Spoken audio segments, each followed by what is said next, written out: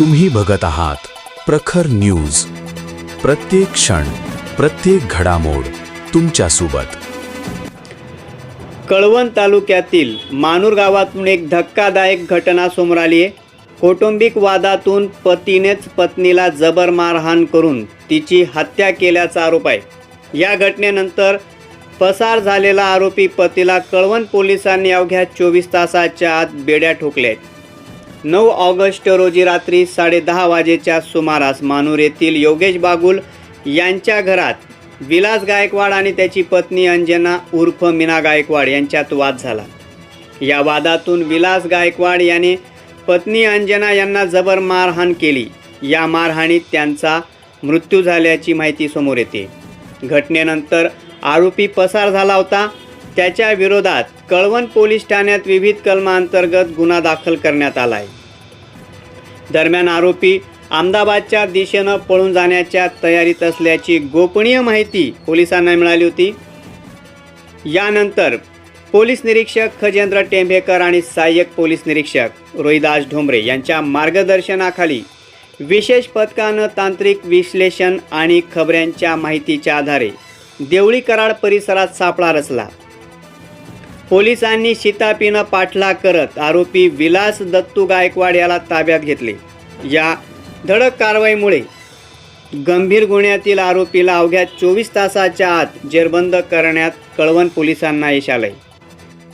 आता ह्या प्रकरणाचा पुढील तपास सहाय्यक पोलीस निरीक्षक रोहिदास ढोंबरे हे करीत आहेत. प्रखर न्यूजसाठी कळवणहून दीपक बागुल.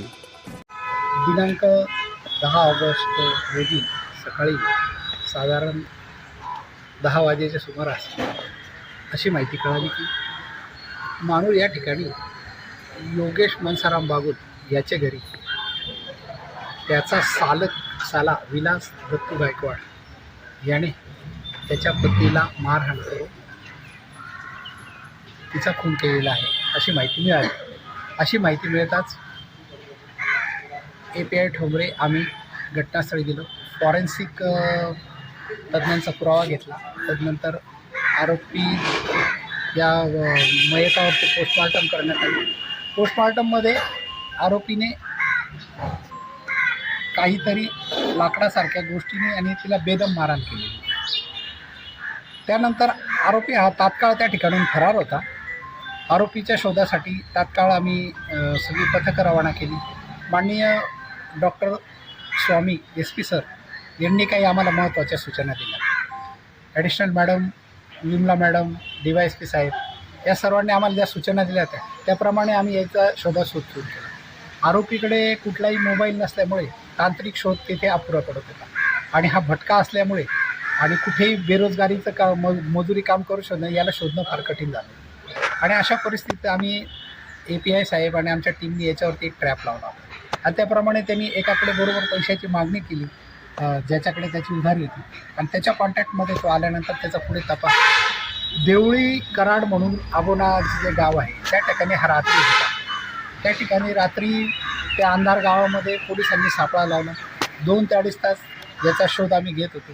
उपलब्ध फोटोपेक्षा हा पुष्कळच वेगळा दिसतो.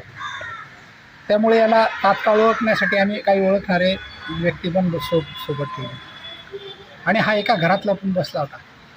त्या अंधारा रात्री त्या घरामध्ये शोधणं मोठा अवघड होतं आणि ज्या घरात खबर होती त्या खबरातून नेमका बाहेर गेलेला होता आणि बाहेर गेल्यानंतर सुद्धा याला अंधारात पोलिसांनी अत्यंत तपास कौशल्य, कामाचा अनुभव हा सगळा वापर करून कळवण पोलीस स्टेशनची आमची टीम API ठोंबरे साहेब आणि सर्व कर्मचारी यांनी त्याला तात्काळ जेरबंद केला